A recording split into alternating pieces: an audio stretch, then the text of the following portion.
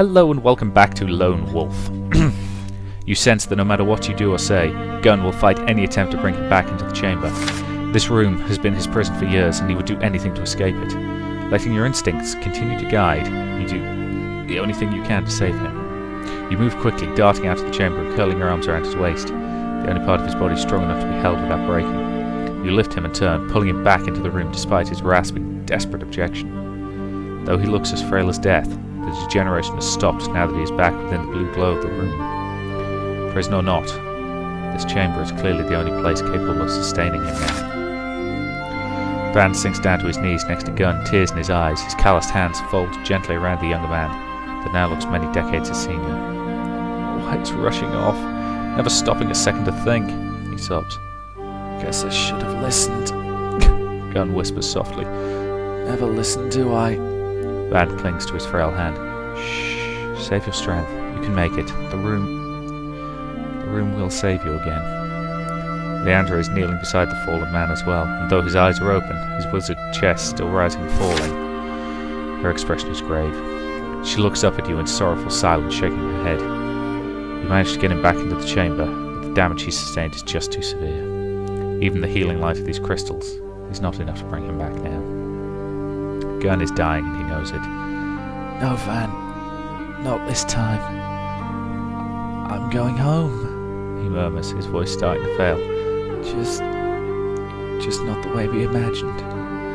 Weak as he is, Gunn manages a small smile for his friend.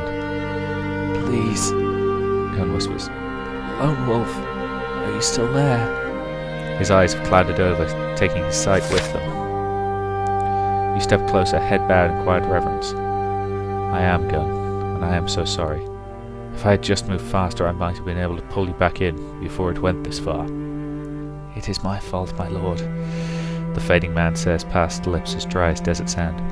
Do not blame yourself for this. I just want to thank you. Before you can protest, he continues speaking, what may well be his final breath. Thank you for giving us hope. Please, take this to remember me by. It is all I have, but I want you to keep it.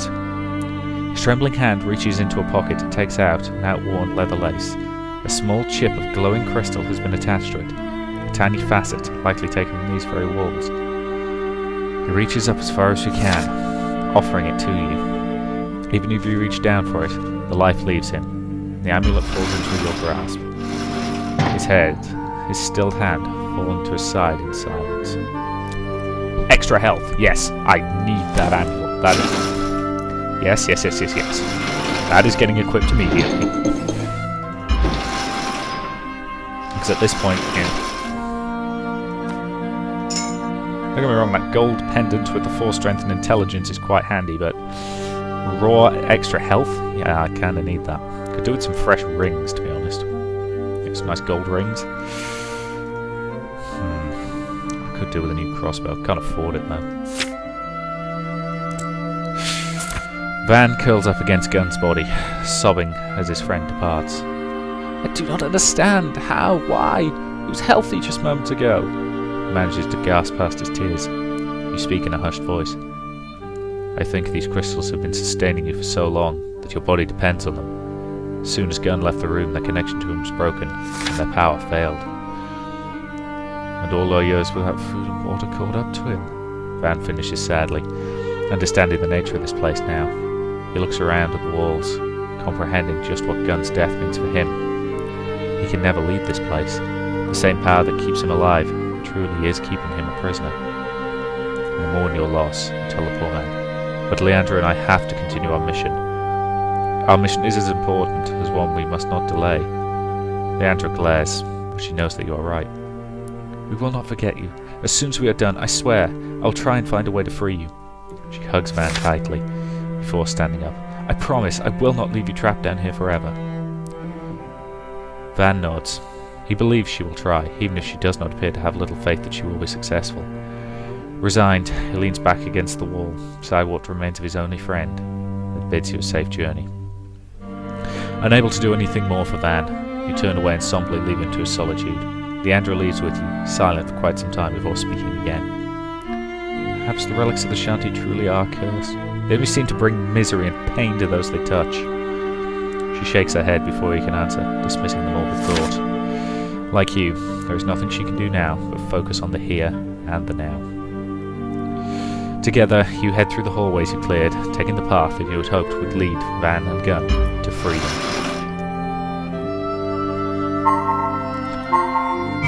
That was quite sad.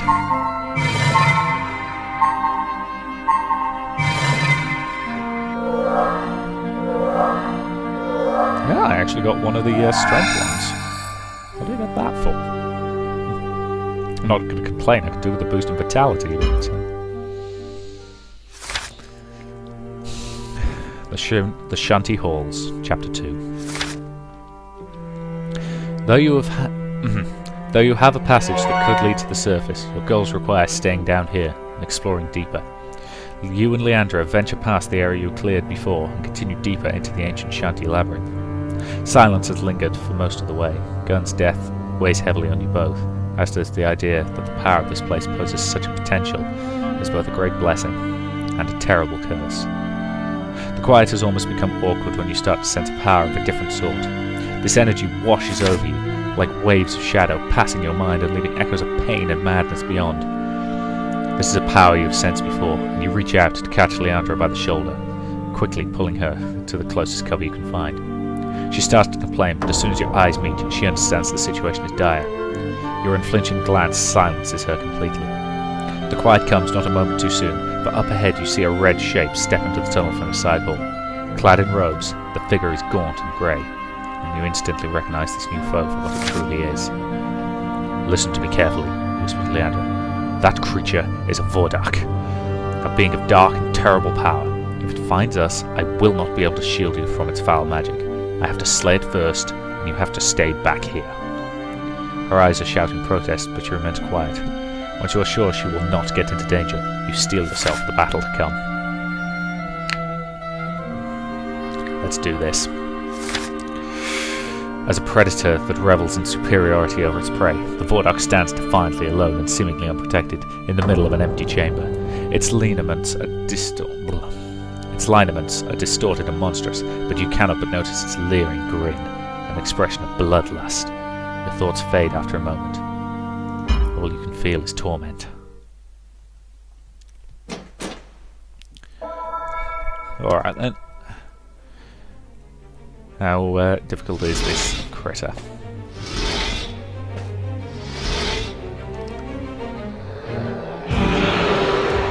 You're an ugly bastard, aren't you?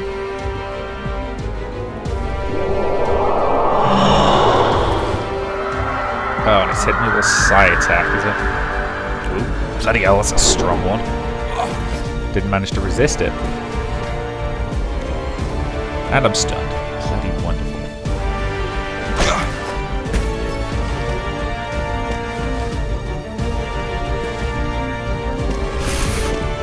I'm barely alive, and oh Jesus! I think I'm gonna end up having to take this fight from the top. Because let's face it, I'm dead. I'd have to be insanely lucky to live long enough to cast a healing spell at this point. Yep. I was screwed there from the moment that I mucked up that. Yeah, when I didn't click fast enough to defend against that psychic attack. God, that thing hits like a train. Okay, let's try that again.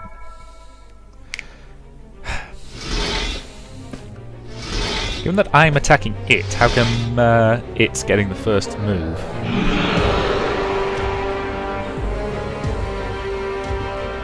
Okay, you're going to lead with the same attack, he's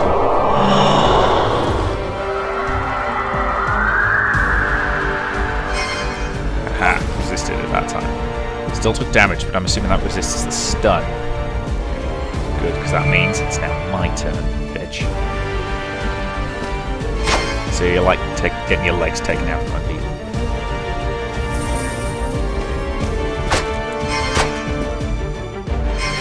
I know it's got allies coming, so I'm going to save the Summer Sword until they turn up.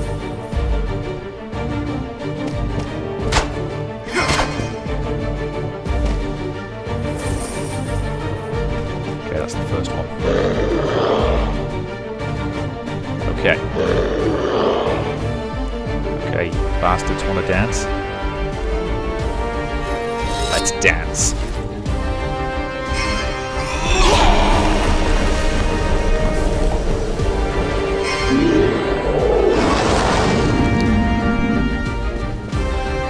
Okay, he's quite badly wounded. If I can...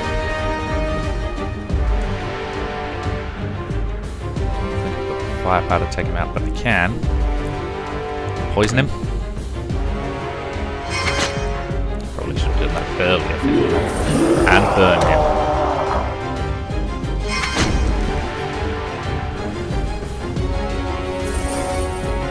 Give him the heavy strike. And then I'm going to have to turtle up and go defensive.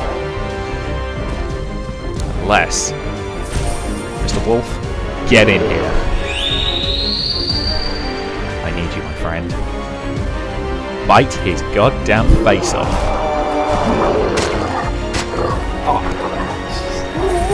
Oh, he's so close to being dead at this point. In fact, there he goes. There she blows.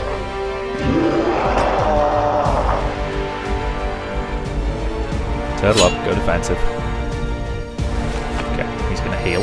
That's okay.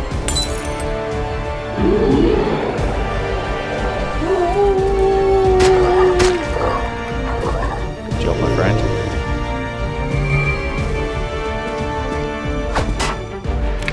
Defense. I'll fault you for that.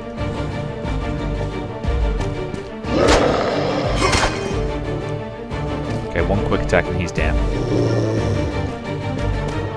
Good. That just leaves one of them.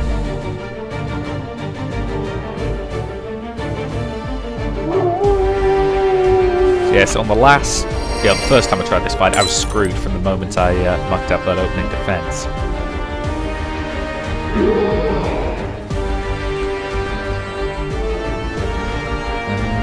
Is it worth hitting him?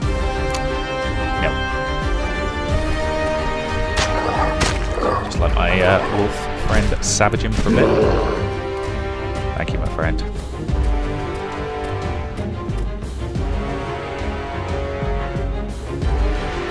I've got to say, having him to call on's actually kind of nice. Bloody poisoned weapons.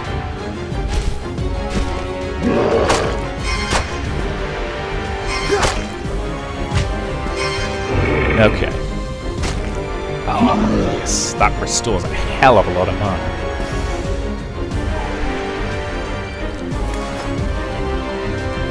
Good fight.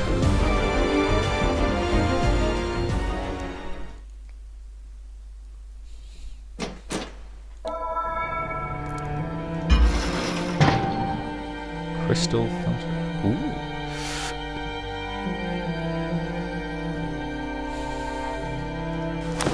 Bits and bobs. The Vordak recoils from your last strike, screaming in rage as it crumples to the ground. Its body pulses once with profane light, and then burns away into putrid-smelling mist, leaving behind only the rags of a ruined robe and a glowing crimson jewel. Leandra, who has been running up to see if you are injured, spots the jewel and moves towards it. Look! It's left something behind. Perhaps it's another Shanti artifact.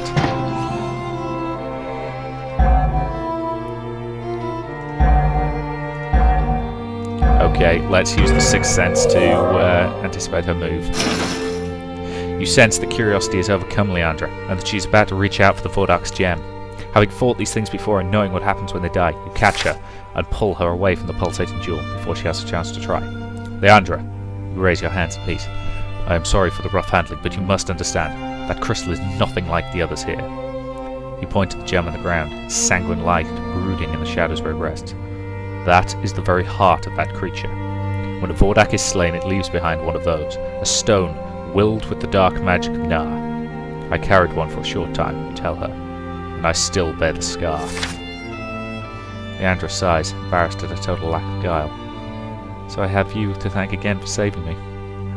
I am grateful, she admits hesitantly, but I do not have to like how high the tally has gotten, Fail. Despite her tone, Leandra's look is so petulant that you cannot help but laugh. She looks momentarily outraged as you chuckle, then unexpectedly, her scowl breaks and she laughs as well. All right, Lone Wolf, she says after a few moments, actually calling you by name. We should press on. She takes a deep breath and starts off down the passageway, leaving the gem behind without another glance. I am looking forward to the terrible danger ahead, where you are helpless and I finally get to save us both. You coming? Okay, let's move on. Hopefully not going to have to fight too many more of those blighted things. You can tell you play too much Dragon Age when you start using the word blighted as an actual swear word. Yes, I do. I'm just going to pour myself a quick drink first. Incidentally, because nobody cares, the flavoured water of the day is sparkling mango and passion fruit. The tunnel eventually widens out into a large chamber with a peculiar panelled ceiling. The room also has several interesting carvings within some of the patterns, but you cannot make them out because your vision has started to blur. A terrible scent lingers, something caustic that burns your nose and twists your stomach. Every sense is screaming at you that the air here has turned foul. Poison! You gasp. Oh, that makes sense. This could be some kind of toxin, so that the shanty used in the creation of the cubes are a side effect of doing so. Instinctively, your thoughts go back to the bas-relief you discovered near the surface. You could not make out the meaning of some of the macabre sculptures you saw there. Things are now getting gruesomely clear. Leandra steps back quickly, pulling a scarf up around her nose and mouth, and her eyes look wary and worried. I remember the tales I've heard about this place. There are all the scary details about necromancers and dark rites. She ties the scarf in place as she continues. I always thought it was just folklore. Coughing, she shudders. I should have paid more attention. You feel the urge to step back where the air is cleaner, but you also notice motion in the adjoining room. After gesturing Leandra to go, you cover your face and take a deep breath as you dare.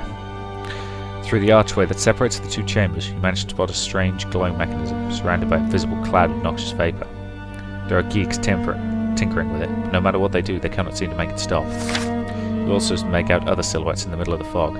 Dracarim corpses lying on the ground. If this room is dangerous, that far room will surely be lethal. Geeks are highly resistant to poisons and toxins. That explains why they still stand. You are still trying to figure out why they are here, or what they are trying to do, when you hear furious Dracarim voices approach in the distance. Peremptory orders are being shouted in rage. Ich Naskai! Turn it off. As dire as the situation may be, it is clear that in order to get through the next chamber, you will need to deactivate the Shanti device. Before you can consider your next move, you realise that you've spent too much time near the poisonous cloud. The gas has affected you much worse than you thought. A sudden dizziness overcomes you and you start to fall. Flailing madly with your free hand, you grab the nearest torch and your weight pulls the burning brand free, and you plummet away. The torch streaks through the air, and you clang your weapon against the floor when you land. One of the Dracarim warriors looks in your direction. In spite of your warning senses, you see him making way. I'm going to start that whole paragraph again. One of the Dracarim warriors looks in your direction, and in spite of your waning senses, you see him making wide gestures in the distance, and he orders the geeks to kill you. The geeks rush to obey in the charge, eager to take advantage of your weakness. You struggle to rise, knowing that if they reach you before you stand, they will kill you before you can fight back. A volley of small crossbow bolts hurtle through the air above you, slamming into the geeks and breaking their charge. Though none of them fall, the barrage buys you the time you need to defend yourself. I said I wanted to repay you for saving my life, Leandra shouts. Are you so eager for me to do that now? Rather than reply, you raise your weapon and prepare to fight for your life. The odds are wildly against you because of the insidious poison in the air. You can barely see or breathe while the geeks are barely affected. These savages will offer you no mercy. Defend yourself or die. We're going into this fight with less health than I would like, so I think I'm going to... tell me... Yes, I've got some meat soup. I will have my meat soup, thank you. Not perfect, but better than it was. Okay then. Let's dance.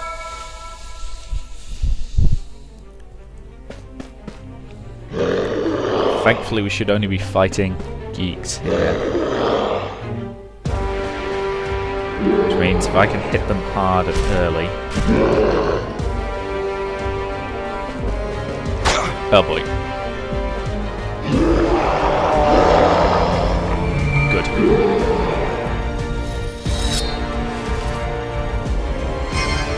Let's really do with mastering this attack.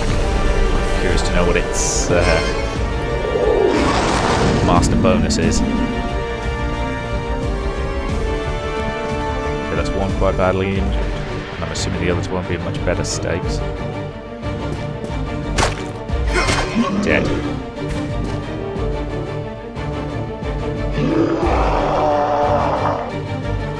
Dead.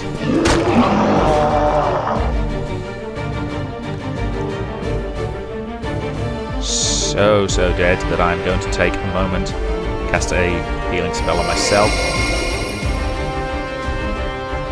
and kill him.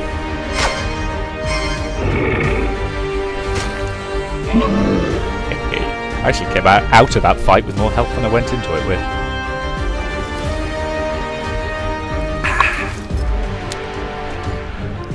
I don't think I even needed my meat soup, to be honest, did I? Ah well.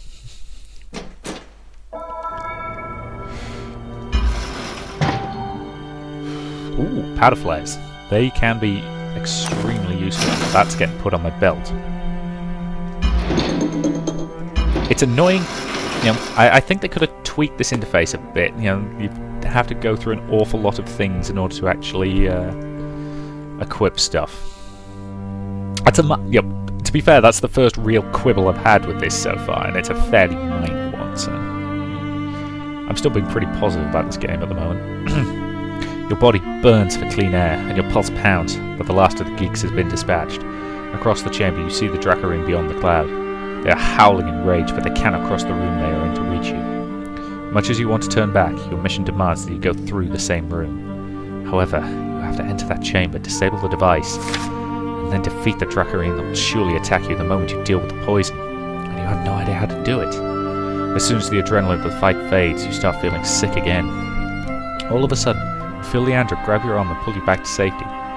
Though you know you cannot retreat, you understand what she is doing. As soon as you reach the hallway, fresh air fills your lungs. Leandra looks worried, if not angry. What are you trying to accomplish? She points up at a grid of angled holes in the ceiling. That ventilation system is drawing the poisonous fumes up and out. She waves her arms all around. If that was not here, even this area would be lethal. And this room is still unsafe. You can't just stand there and wait for the poison to kill you. No matter what, we have to deal with that device. You tell her once you can speak again. I will go back and deactivate it. You have to trust me. She seems unable to decide, but finally she lets you go. I won't be able to help you again, she says, looking at you intently. Just be careful. You nod and get back to your feet, concentrating on the challenge ahead. You know that once you're inside, you will only have a few moments to pick a strategy. Make a mistake. That may well be the last choice you ever get to make.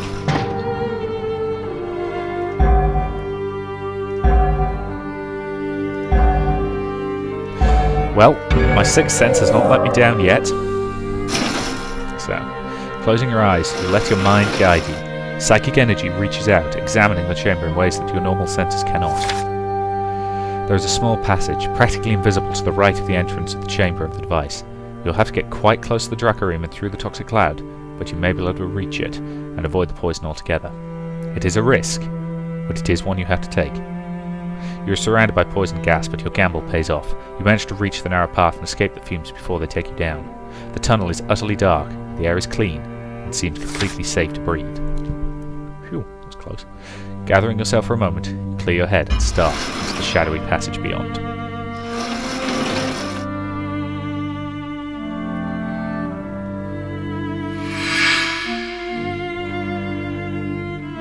Okay then. Let's head to here. Yep. By the time... Sorry, I had to adjust my headset there. By the time you reach the end of the dark hall, you can tell you are being followed. Though you cannot see behind you, your other senses tell you that it is not a Drakkar or a geek behind you. The footsteps are too quiet, the scent is too human, and with no trace of dark iron to it. You saw where I went and you took my lead. You saw where I went and you took my lead, you asked quietly, knowing who will answer.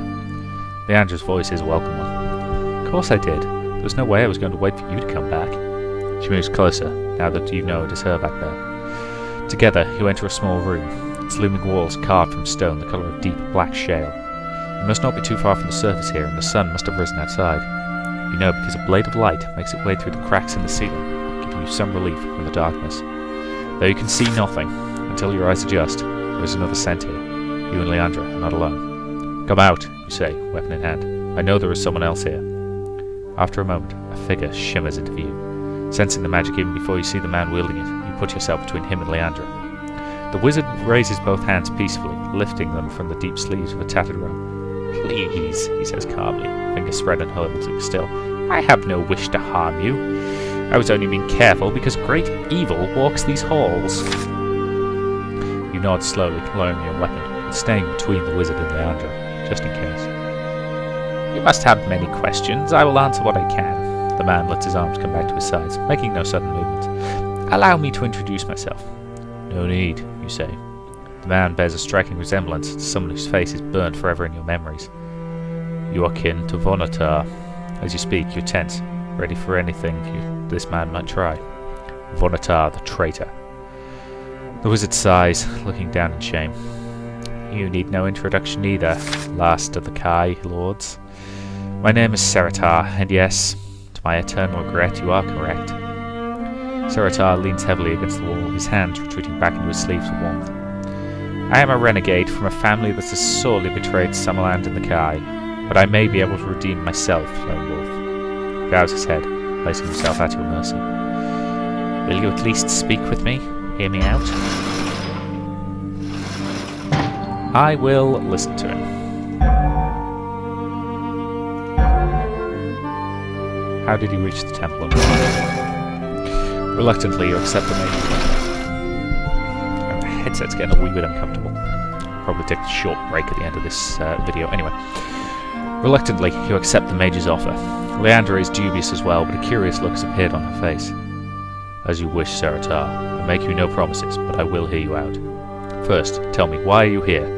How did you reach this place and stay alive when so many others have tried and failed?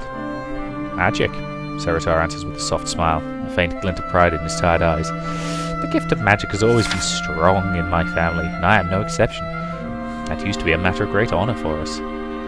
After my brother turned traitor, however, my strength became a source of suspicion in the Brotherhood. The shame in his voice is tangible. I left to try and find a way to reclaim my good name and restore the reputation of my house. I searched for a long time before discovering this place.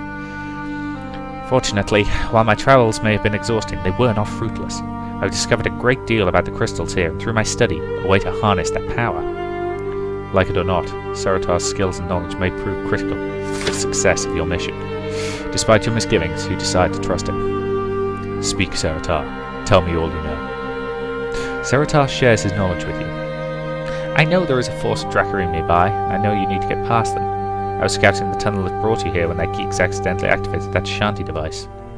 What's more, there are other agents of the Darklands even beyond this chamber. My chamber is surrounded, and it will help at all if you defeat them. You cannot help but lament your misfortune. You survived the Noxus chamber, only to find yourself trapped between it and another contingent of Dracarim. Leandra notices your frustration, as does Seratar. Fortunately, the wizard says calmly, I have discovered a way to use Shanti magic to create an amulet, one strong enough to see you safely through the death fog. It will be empowered much like the cube you carry. Your hand moves to your pack defensively. How do you know about the cube, mage? Seratar folds his hands in his sleeves. Oh, calm yourself, Lone Wolf. I've been down here a long time and know the energies of the relics this place give off, and I know the effects they can have on those that touch them. When he pulls his hands from the depths of his robe, one is clutching a small Shanti cube of his own. Seratar holds it up, its dim light flickering like a candle trapped in amber. He turns the cube so you can see the small cracks along one of its engraved sides. I discovered this, a cube of my own. It is damaged, sadly. Can you see the crystals that shimmer beneath the facet? You could consider it to be damaged, but there is power actually emanating from the crack. It has sustained me for some time now, High Lord. Thanks to its radiance, I've survived without food or water. Seratar's words cannot help but make you think about Van and Gun, one trapped and the other gone. You wear the cube, mage. If you spend too much time relying on it, you will become unable to survive without its power. I saw the deadly consequences of this with mine own eyes. Seratar's composure seems to tremble for a moment, but the wizard steels himself, regaining his wise and knowledgeable demeanour. I thank you for the warning, and I will heed your words, Lone Wolf, he replies. But for now, my familiarity with Shanti magic is instrumental to the success of your mission. My studies have taught me how to use a small amount of my own life force to imbue the energy of the crystal into a vessel. I will use this energy to create an amulet that will protect you against the machinations of that poison device. I know it will work, but I lack the crystal, and I have the vessel I need to proceed. You nod slowly, having expected something like this all along. That is where I come in, is it not? Some task you cannot perform yourself. I'll be honest, given that we've got a nice image breaking up the text there, and I've gone slightly over on this video, I think that's a good point to end this one. So, thank you very much for watching, and I will see you in the next part.